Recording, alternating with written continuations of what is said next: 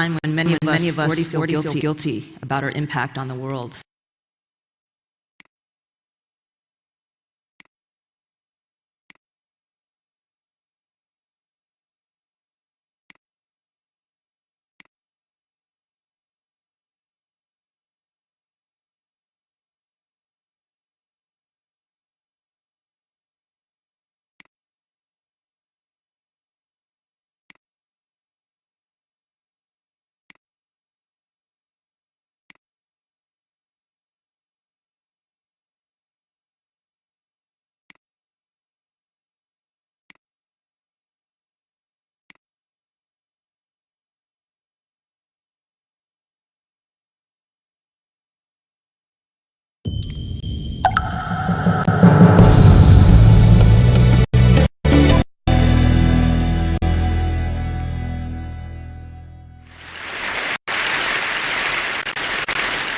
Hi, so I'd like to talk a little bit about the people who make the things we use every day: our shoes, our handbags, our computers, and cell phones. Now, this is a conversation that often calls up a lot of guilt.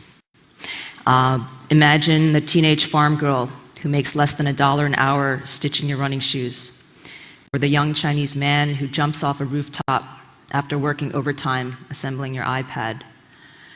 We, the beneficiaries of globalization, seem to exploit these victims with every purchase we make, and the injustice feels embedded in these products themselves. After all, what's wrong with a world in which a worker on an iPhone assembly line can't even afford to buy one? It's taken for granted that Chinese factories are oppressive and that it's our desire for cheap goods that makes them so. So this simple narrative equating Western demand and Chinese suffering is appealing, especially at a time when many of us already feel guilty about our impact on the world. But it's also inaccurate and disrespectful. We must be peculiarly self-obsessed to imagine that we have the power to drive tens of millions of people on the other side of the world to migrate and suffer in such terrible ways.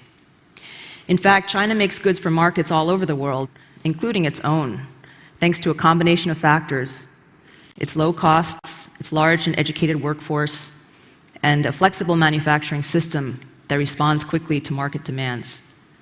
By focusing so much on ourselves and our gadgets, we have rendered the individuals on the other end into invisibility, as tiny and interchangeable as the parts of a mobile phone. Chinese workers are not forced into factories because of our insatiable desire for iPods.